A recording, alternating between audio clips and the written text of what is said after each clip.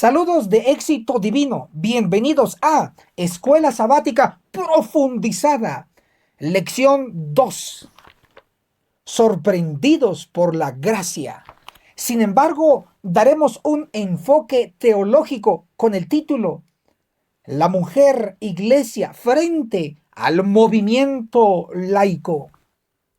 Veremos la raíz de la controversia dentro de la verdadera iglesia. Y lo mejor de todo es que será a la luz de la palabra de Dios, la Santa Biblia, y secundado por el espíritu de profecía. Así que quédate aquí y mira todo el contenido. No te pierdas ninguna sección. El título general es La mujer iglesia frente al movimiento laico. Veremos varias secciones para llegar al plato fuerte. Sección primera: los Josué y Caleb adventistas, Wagoner y Jones. El estudiante de la Biblia sabe que Josué y Caleb fueron de los espías que trajeron un testimonio positivo aprobado por el cielo. Pero los demás espías los podemos calificar como traidores, traidores a la verdad. Sin embargo, en la ciencia de la tipología tenemos en el tipo a Josué y a Caleb, y en el antitipo tenemos a Wagoner y Jones, dos pastores adventistas. En el liderazgo de Moisés se envió 12 espías y solo 2 fueron fieles. Y eso está basado en la palabra de Dios. Números capítulo 13 del verso 1 al 17. Leamos. Números 14, el verso 6. Y Josué, número 1, hijo de Nun, y Caleb, número 2, hijo de Jefone, que eran de los que habían reconocido la tierra como espías, rasgaron sus vestidos. También tenemos a 2 personajes en el tiempo de Josué. En ese liderazgo comandado por Josué se envió 2 espías. Leamos Josué capítulo 2, el verso 1. Y Josué, hijo de Nun, envió secretamente desde Sittim a 2 espías, diciendo: id, reconoced la tierra, especialmente Jericó. Entonces, en el liderazgo de Moisés se envió a 12 espías, pero de los 12 solo 2 fueron fieles. Y en el tiempo de Josué se envió solamente 2 espías. 2 y 2 va cuadrando el asunto. Pero la sorpresa, en el liderazgo de Elena G. de White, Cristo envió a 2 mensajeros a la iglesia adventista. Leemos Testimonios para los ministros, página 91. En su gran misericordia, el Señor envió un preciosísimo mensaje a su pueblo por medio de los pastores Wagoner y Jones. Muchos habían perdido de vista a Jesús. Aquí tenemos a los pastores Wagoner y Jones, que en la tipología tenemos en el tipo a Josué y a Caleb, y en el antitipo tenemos a Wagoner y Jones. La historia que ocurrió con el Israel antiguo se repitió con el Israel moderno, es decir, la iglesia adventista del séptimo día. El mensaje que trajeron los pastores adventistas Jones y Wagoner fue rechazado por sus colegas, por los otros pastores en el liderazgo, empezando por la Conferencia General de la Iglesia Adventista del Séptimo Día a nivel mundial. El liderazgo lo rechazó.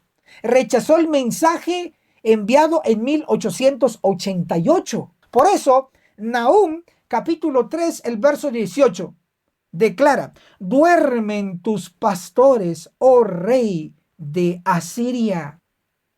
Sin embargo, el Señor dice que los pastores, al estar dormidos y al rechazar el mensaje, se les pide que despierten. Leemos Testimonios para los ministros, página 431.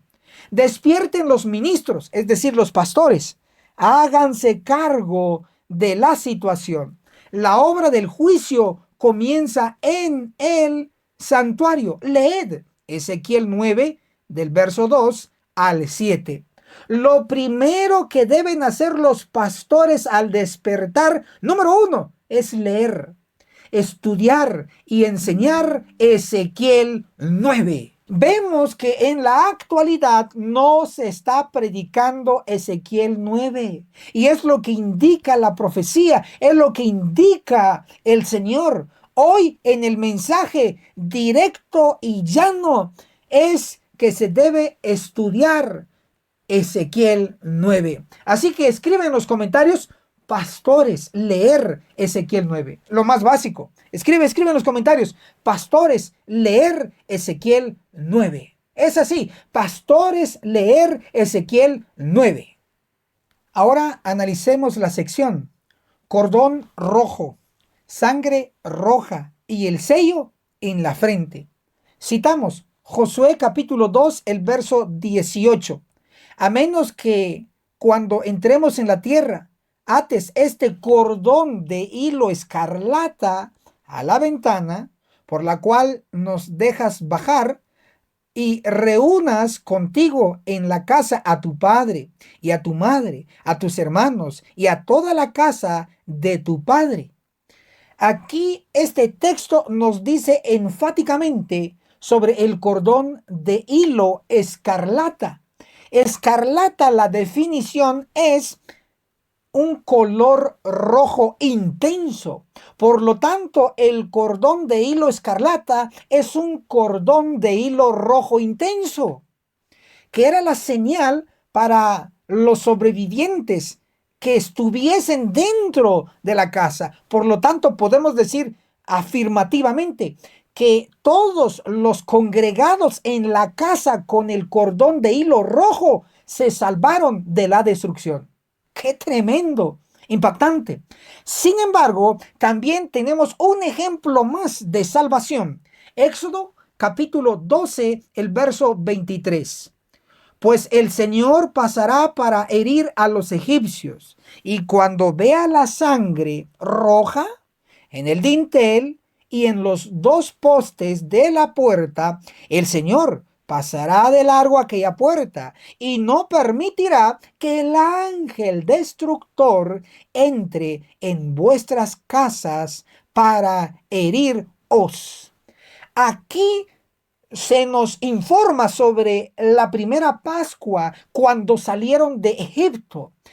Hubo liberación, sí, de Egipto, pero también de los pecadores. Todos aquellos que no siguieron las indicaciones y no colocaron la sangre roja, por lógica la sangre es roja, pero necesitamos enfatizar el color.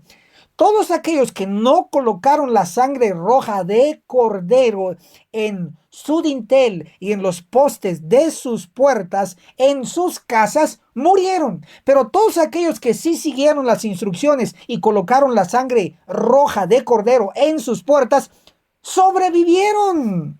Impresionante. No hubo destrucción para ellos donde estaba la sangre roja. Es así, se puede evitar la destrucción. Sin embargo, hay una profecía que nos advierte. Ezequiel 9, el verso 4. Y el Señor le dijo, pasa por en medio de la ciudad, por en medio de Jerusalén, y pon una señal en la frente de los hombres que gimen y claman por todas las abominaciones que se cometen en medio de ella. Para sobrevivir a la destrucción que va a ocurrir, gemir y clamar y así obtener la señal en la frente. Sin embargo, los que no lo obtengan van a caer en una destrucción vía los ángeles. Leemos Ezequiel 9, el verso 6. Matad a viejos, jóvenes, doncellas, niños y mujeres hasta el exterminio, pero no toquéis a ninguno sobre quien esté la señal.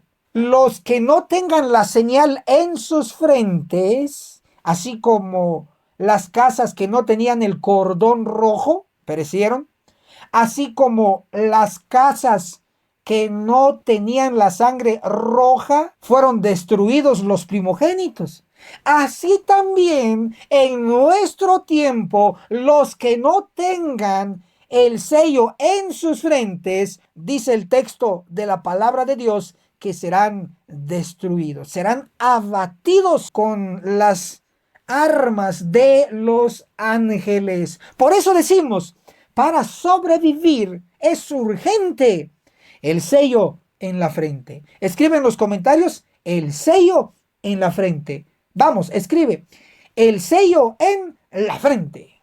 A continuación, hagamos el análisis. La ramera Rahab y la ramera Gomer en profecía del fin. Josué capítulo 2, el verso 1. Y Josué, hijo de Nun, envió secretamente desde Sittim a 2 espías diciendo: id, reconoced la tierra, especialmente Jericó. Fueron pues y entraron en la casa de una ramera que se llamaba Rahab, y allí se hospedaron. Esto es parte de la palabra de Dios, inspirado. Y a Rahab se le da el título de ramera. Así está escrito. Lee tu Biblia, hermano. Hebreos capítulo 11, el verso 31 en el Nuevo Testamento declara: por la fe, la ramera Rahab no pereció con los desobedientes por haber recibido a los espías en paz. ¿Cómo se le llama a Rahab en el Nuevo Testamento? Ramera, escrito está. Ahora corroborémoslo con Santiago capítulo 2, el verso 25. Y de la misma manera, ¿no fue la ramera Rahab también justificada por las obras cuando recibió a los mensajeros y los envió por otro camino? ¿Cómo se le llamó a Rahab? Ramera, porque ese era su oficio antes de su conversión. Así que hay esperanza, se puede abandonar el pecado y se puede reformarse. Rahab, la que en un tiempo pasado fue ramera, se convirtió y dejó de ser ramera. Escrito está, Profetas y Reyes, página 273, libro de Elena de White. Y su conversión, la de Rahab, no fue un caso aislado de la misericordia de Dios hacia los idólatras que reconocían su autoridad divina. Aquí la profetisa Elena de White dice claramente que Rahab realizó una conversión, claro, y cuando dejó su oficio antiguo, ella se casó. ¿Cómo lo sabemos? Rahab se casó con Salmón, no con Salomón, con Salmón. Mateo capítulo 1, el verso 5. Salmón engendró de Rahab a Booz. Booz engendró de Ruth a Obed. Y Obed engendró a Isaí. Por lo tanto, Salmón se casa con Rahab y tienen a Booz. Impresionante. La vida se puede cambiar de algo negativo, hundido en el pecado, en las abominaciones, a como Dios manda. Y es el caso de Rahab, la ex ramera. Sin embargo, tenemos en la profecía aplicable para nuestro tiempo a una mujer más, la ramera Gomer. Leemos en Oseas capítulo 1, el verso 2, cuando por primera vez el Señor habló por medio de Oseas. El Señor le dijo: anda, toma para ti a una mujer ramera y engendra hijos de prostitución, porque la tierra se prostituye gravemente, abandonando al Señor. Definitivamente aquí está una mujer ramera. Veamos cuál es el nombre que se le da. Oseas capítulo 1, el verso 3. Fue pues y tomó a Gomer, hija de Diblaim, y ella concibió y le dio a luz un hijo. Como podemos notar, tenemos a la ramera Rahab y tenemos a la ramera Gomer.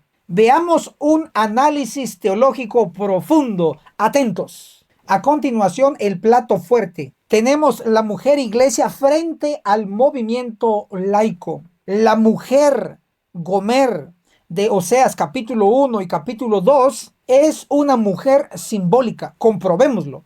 Oseas capítulo 1, el verso 2. Cuando por primera vez el Señor habló por medio de Oseas, el Señor le dijo: anda, toma para ti a una mujer ramera y engendra hijos de prostitución.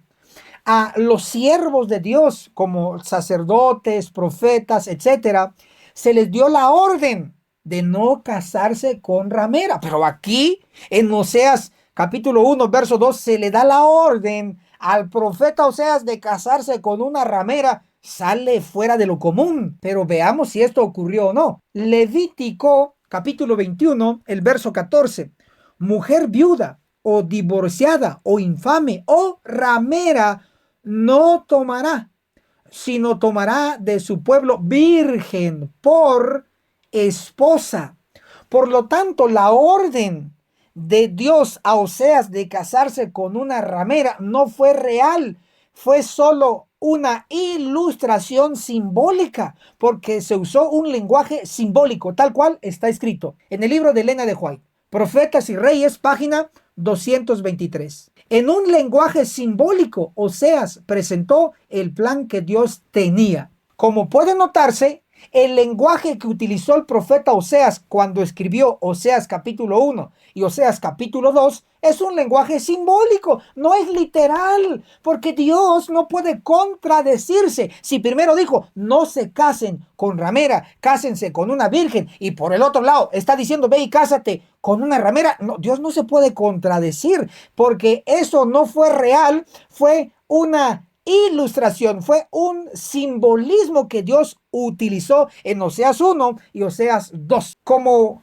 en la ilustración ocurre un matrimonio entre Oseas y Gomer, la ramera, veamos lo que dice el espíritu de profecía. Testimonios para la iglesia, el tomo 7, página 48. El matrimonio, unión para toda la vida, es símbolo de la unión de Cristo con su iglesia. Por lo tanto, Oseas capítulo 1 y Oseas capítulo 2 es simbólico, pero en el capítulo 1 encontramos a Oseas y a Gomer, la ramera, realizando un matrimonio. Y en el matrimonio tenemos a Cristo como el esposo y tenemos a la esposa como la iglesia. El matrimonio entre Oseas y Gomer es un símbolo de unión entre Cristo y su iglesia. Oseas es símbolo de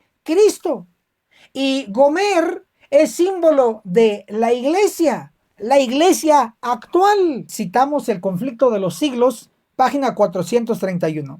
Mujer, figura que se emplea en la Biblia para representar una iglesia. En definitiva, la mujer de Oseas representa a la iglesia verdadera, a la iglesia adventista. Así que escriben los comentarios.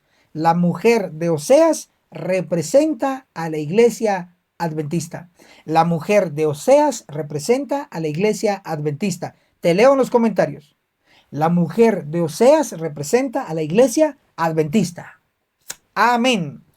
Ahora analicemos Oseas capítulo 2, el movimiento laico en profecía. Para comprender el capítulo 2 tenemos que hacer un breve repaso de Oseas capítulo 1, porque ahí está la base. Oseas capítulo 1 nos muestra al padre Oseas que tiene 3 hijos con Gomer, esta mujer simbólica. El primer hijo se llamó Jezreel, el segundo se llamó Lo-ruama y el tercero se llamó Lo-ami. ¿Cuántos hijos? 3 hijos. En Oseas 2:1 declara: decid a vuestros hermanos Ami y a vuestras hermanas Ruama. Como puede notarse aquí en Oseas 2, el verso 1, cambian los nombres. En Oseas capítulo 1, Jezreel es el primogénito. Y luego tenemos a Lo Ruama. Y luego tenemos a Loami. Son 3 hijos. Solo que en el capítulo 2 los nombres cambian. Ya no es Lo Ruama, ahora es Ruama. Ya no es Lo Ami, ahora es Ami. ¿Por qué el cambio? Aquí va la explicación breve. El prefijo lo en hebreo significa no. Como está previo al nombre, Lo Ruama significa no Ruama. Pero Ruama en hebreo tiene un significado y es misericordia. Si lo es no y Ruama es misericordia, lo Ruama significa no misericordia. Pero en Oseas capítulo 2 ya no se dice lo Ruama, sino que se dice y se escribe Ruama. Y Ruama significa misericordia. Puesto de otra manera, en Oseas capítulo 1, Dios no tuvo misericordia, cortó directamente al pecado y a los pecadores. Pero en Oseas capítulo 2 nos muestra una nueva etapa. En este caso, el Nuevo Testamento. En el Nuevo Testamento Dios tiene misericordia. Por eso está el nombre solo Ruama, que significa misericordia. Pero en el otro nombre, que es Lo Ami, Lo significa no. Ami significa pueblo. Por lo tanto, Lo Ami significa no mi pueblo o no más mi pueblo. Eso tuvo su cumplimiento con el pueblo judío. Cuando crucificó a Jesús, Dios le dice, no más mi pueblo, y los rechazó. Básicamente les dijo, lo ami, que significa, no más mi pueblo. Dios los rechazó a los judíos y viene una nueva etapa en el Nuevo Testamento, la era cristiana. En Oseas capítulo 2, el verso 1, ya no es lo ami, es ami. Y ami significa mi pueblo. Entonces, hasta aquí ya descubrimos que Oseas capítulo 1 cuenta la historia de la iglesia del Antiguo Testamento. Pero Oseas capítulo 2 nos relata la historia profética de la iglesia de los últimos días, la iglesia adventista, la iglesia verdadera. Así que muy atentos. Ahora sí podemos entrar directamente al análisis de Oseas capítulo 2. Oseas capítulo 2, el verso 1 declara, decid a vuestros hermanos, Ami, y a vuestras hermanas, Ruama. Como esto es un simbolismo, debe quedar claro que Ami es un hombre y Ruama es una mujer en el simbolismo. Pero, ¿qué representa Ami, el hombre? ¿Y qué representa Ruama, la mujer? El mismo texto lo declara. Leamos otra vez, Oseas 2:1. Decid a vuestros hermanos Ami y a vuestras hermanas Ruama. Entonces, Ami, ¿a quienes representa? A los hermanos. Y Ruama, ¿a quién representa? A las hermanas. Por lo tanto, tenemos aquí a hermanos y a hermanas. Juntos hacen un movimiento laico en profecía. ¿Para qué es este movimiento de hermanos y hermanas? Leamos. Oseas capítulo 2, el versículo 2. Contended con vuestra madre, contended porque ella no es mi mujer, ni yo su marido. Aquí Dios indica claramente que tiene que haber una contienda, una reprensión a mamá, porque mamá regresó con sus amantes, porque mamá se ha ido a prostituir con el mundo, realizando fiestas paganas dentro de la iglesia, dentro de los templos adventistas, celebrando la Navidad pagana con árbol de Navidad, con Santa Claus, realizando el día del padre, realizando el día del niño, realizando el día de etcétera, etcétera, tantos días que se celebran, pero esos días y fiestas paganas se hacen sorprendentemente dentro de la iglesia. Por eso el Señor dice, vayan y contiendan con mamá, contiendan con la iglesia porque se han alejado de mí. En eso se muestra la ilustración, la realidad. Veamos lo que dice la sierva en Testimonios para la Iglesia, el tomo 9, página 102. En visiones de la noche pasó delante de mí un gran movimiento de reforma en el seno del pueblo de Dios.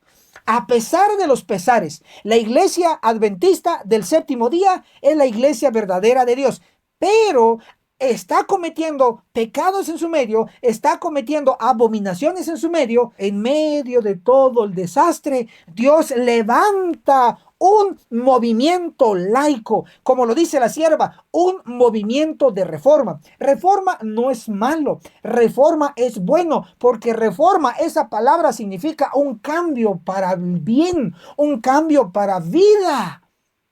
Y la sierva vio un gran movimiento de reforma, no fuera de la iglesia, sino en el seno del pueblo de Dios. Por eso decimos, hermano y hermana, tienes que gemir y clamar contra los pecados, pero dentro de la iglesia, sin salirte, sin abandonar a la iglesia adventista del séptimo día, porque es la iglesia verdadera de Dios.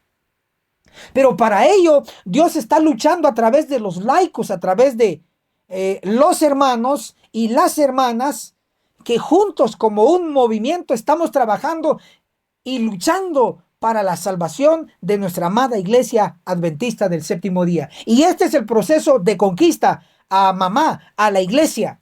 Oseas capítulo 2, el verso 14.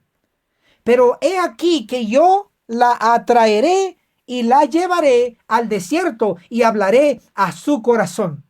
Dios quiere hablarle a través de los hermanos y de las hermanas a la iglesia. A través de este movimiento laico, ya estamos en acción, trabajando en favor de mamá, en favor de la iglesia.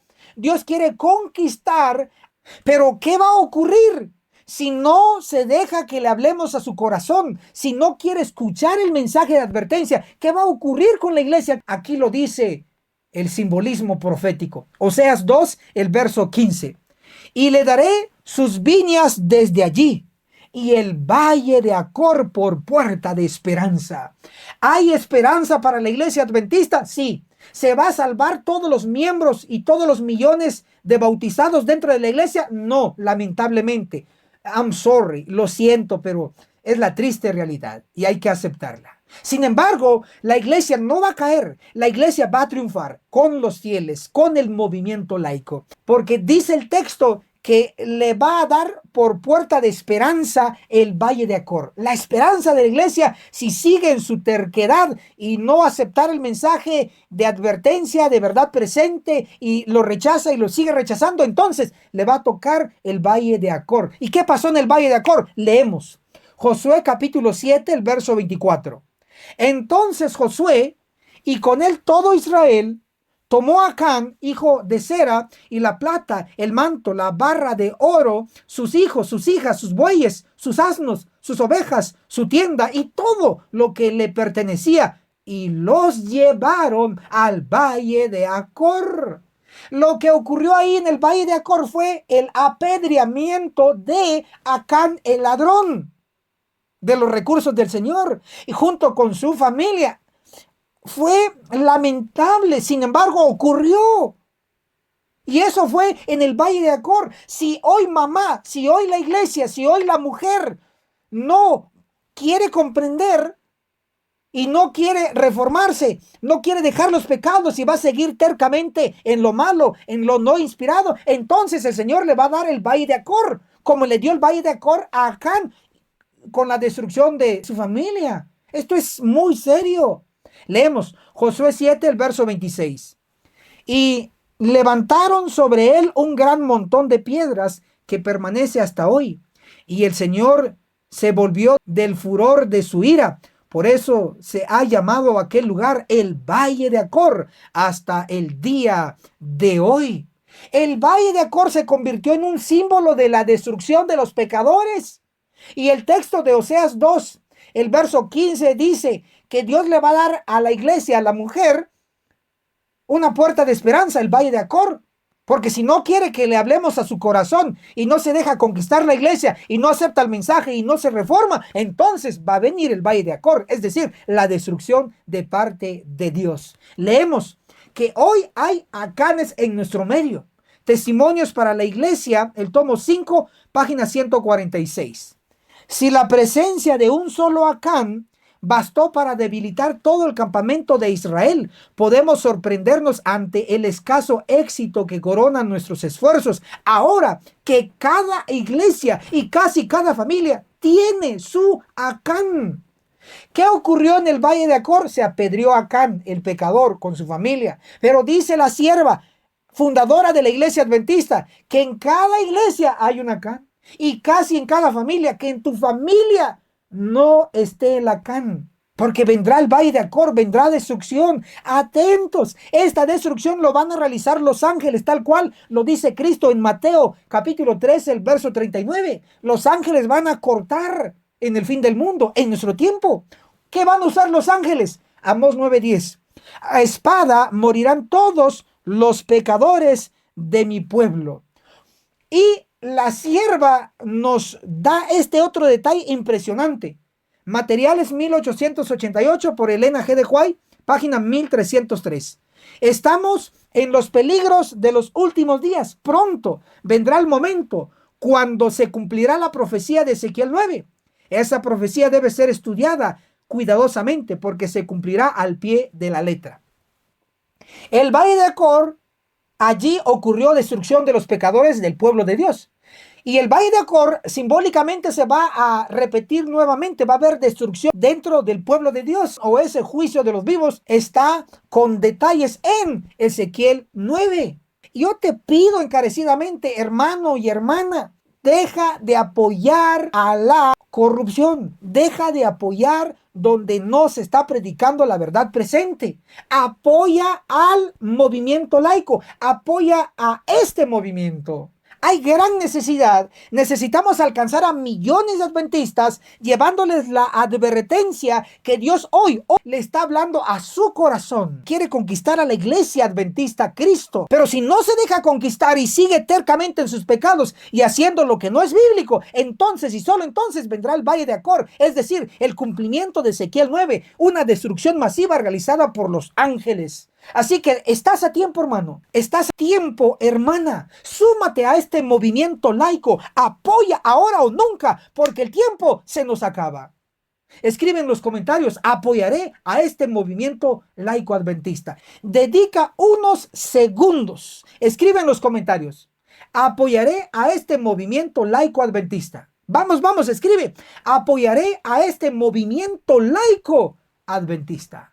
Te leo en los comentarios y toma acción. Queremos apoyarte a ti. Todo este tema lo tenemos en PDF, totalmente gratis para ti. Pero también queremos que tú te sumes a este movimiento y apoyes. Acciona, empieza con lo básico. Reacciona a este video, dale like, dale me gusta. Déjanos un comentario positivo. ¿Qué te gustó? ¿Qué te impresionó? ¿Qué quieres reforzar de lo expuesto aquí? Nivel profético. ¿Quieres citar una cita de la Biblia? Un versículo, ahí te leemos. ¿Quieres citar una cita del Espíritu de Profecía? Ahí te leemos en los comentarios. Vamos, refuerza. Eres bienvenido, eres importante, eres parte del equipo. Y por favor, comparte este video en tus distintas redes sociales. Muévelo, mándalo a pastores, ancianos, a predicadores, a miembros, a amigos adventistas, a familiares adventistas. Todos tienen que saber de este movimiento laico adventista que está trabajando. Estamos trabajando y tú ya eres parte del movimiento. Gracias por tu apoyo. Recuerda, tenemos una cita. Nos vemos en la cumbre del Monte Sión. ¡Hasta la próxima!